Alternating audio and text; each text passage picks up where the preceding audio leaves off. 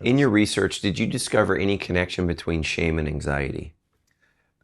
No, interestingly, uh, there is. So that's a complicated question. There are two bodies of empirical research, one of which, and I don't know how far into the social science you want to Yeah. go in this conversation. Go deep, brother. Yeah. Okay, so there are what are called adjective checklist studies of guilt and shame, and what happens in those studies is you just give people a list of adjectives like guilty, ashamed, humiliated, small, wanting to repair damage or whatever, and you tell people how often do you feel these things, right? And then you try to determine from that who are the guilt-prone people and who are the shame-prone people. And then once you've isolated a guilt-prone population and a shame-prone population, you can ask, is one of those populations more likely to be anxious, right? And so that's the way to correlate shame with anxiety.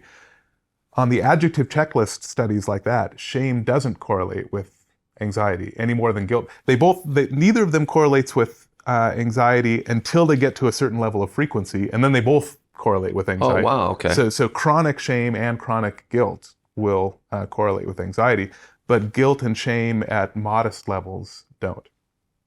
Okay, there are a whole bunch of problems with those studies. For one thing, most people can't distinguish between remorse, regret, guilt, shame. They sort of look at all those words and think, Yeah. I don't know, these all sound the same to me. Yeah. So it's really hard to get reliable data from those things. So there was a shift to what are called scenario-based studies, where instead of giving you a list of adjectives, I give you a scenario. I say something like, you were at work and you broke something. Which of these three responses most closely resembles your own? And response one will be, I'll feel like I need to repair it.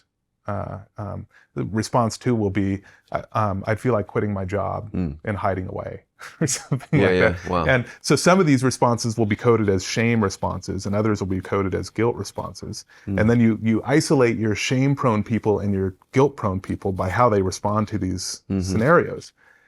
In those studies, right, if you take the shame-prone people from those studies, that does correlate with anxiety in a way that guilt doesn't. So the answer to the question, does shame correlate with anxiety? Well, it depends which of the studies you're depending on.